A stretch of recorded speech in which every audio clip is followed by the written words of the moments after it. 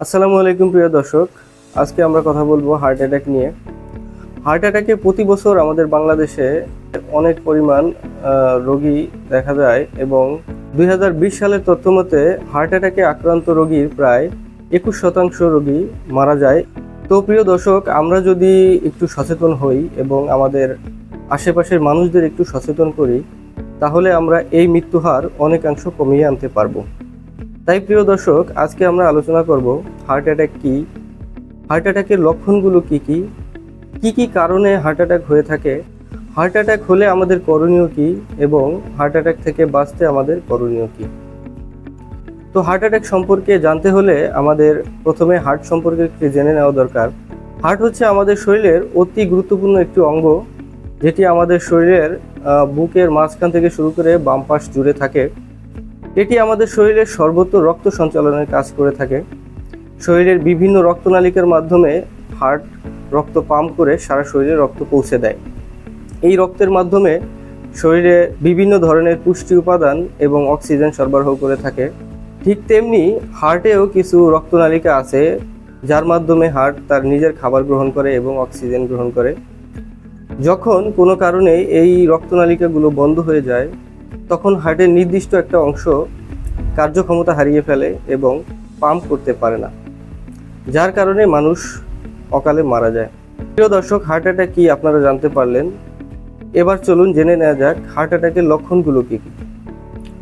Heart অ্যাটাকের লক্ষণগুলো হচ্ছে বুকের মাঝখানে এবং বুকের বাম পাশে প্রচণ্ড ব্যথা হওয়া, চাপ দিয়ে ধরা।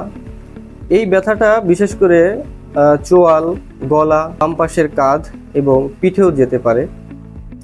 এছাড়া শ্বাস প্রশ্বাসে কষ্ট হওয়া, রোগী প্রচণ্ড ঘেমে যাওয়া, বমি হওয়া বা দুশ্চিন্তা বা মৃত্যুর ভয় জাগা, এগুলো হচ্ছে হার্ট অ্যাটাকের লক্ষণ। হার্ট অ্যাটাক আসলে কি জন্য হয়? হার্ট অ্যাটাকের কারণগুলোর মধ্যে সবার আগে যেটাকে আলোচনা করা দরকার সেটি হচ্ছে উচ্চ কোলেস্টেরল যুক্ত খাবার খাওয়া। যখন আমি উচ্চ কোলেস্টেরল যুক্ত খাবার খাই, সেটি শরীরে অ্যাবজর্ব হয়ে রক্তনালিকার মাধ্যমে সারা শরীরে পৌঁছে যায় এবং যে খারাপ কোলেস্টেরলটা আমাদের আছে সেটি হচ্ছে লো ডেনসিটি লিপোপ্রোটিন বা এলডিএল। এটি সাধারণত শরীরের বিভিন্ন জায়গার চর্বিগুলোকে নিয়ে রক্তনালিকার মধ্যে জড়ো করে এবং আস্তে আস্তে রক্তনালিকাগুলো বন্ধ হয়ে যায়। এছাড়া ধূমপান করা বা স্মোকিং করা, এটিও আমাদের হার্ট অ্যাটাকের একটা কারণ। এছাড়া শারীরিক পরিশ্রম কম করা, অনিয়ন্ত্রিত ডায়াবেটিস, অনিয়ন্ত্রিত উচ্চ রক্তচাপ, এগুলোর কারণেও হার্ট অ্যাটাক হয়ে থাকে। তো হার্ট অ্যাটাক হলে আমরা কি করব বা আমাদের করণীয় কি? হার্ট অ্যাটাক হলে সর্বপ্রথম আমাদের কোনো কিছু চিন্তা না করেই রোগীকে হসপিটালে নিয়ে যেতে হবে। হসপিটালে নিয়ে যাওয়ার কোনো বিকল্প নেই। যত তাড়াতাড়ি আপনি রোগীকে হসপিটালে নিয়ে যাবেন, রোগীর ক্ষতির পরিমাণ ততই কম হবে। হার্ট অ্যাটাক থেকে আমরা কিভাবে বাঁচতে পারি?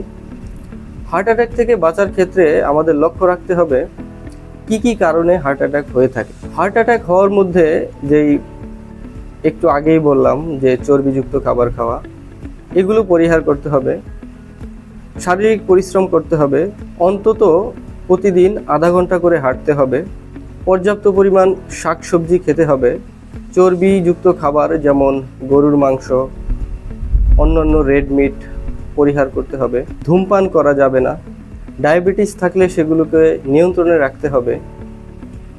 উচ্চ রক্তচাপ থাকলে সেগুলোকে নিয়ন্ত্রণে রাখতে হবে। যেমন উচ্চ রক্তচাপ হলে সাধারণত লবণ বা লবণ জাতীয় খাবার আমরা অ্যাভয়েড করি। সেই বিষয়টা মাথায় রাখতে হবে যাতে উচ্চ রক্তচাপ না হয়।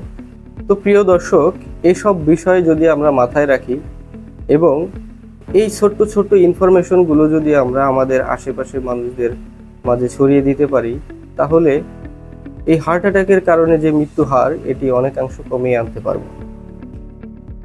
আমি সচেতন হলেই বাঁচবে আমাদের পরিবার, আমাদের পরিবার বাঁচলে বাঁচবে আমাদের দেশ।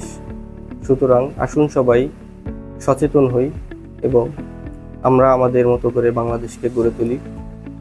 তো প্রিয় দর্শক, আজকে এ পর্যন্তই। আবার দেখা হবে অন্য কোনো ভিডিওতে, অন্য কোনো বিষয় নিয়ে। আসসালামু আলাইকুম, সবাই ভালো থাকবেন।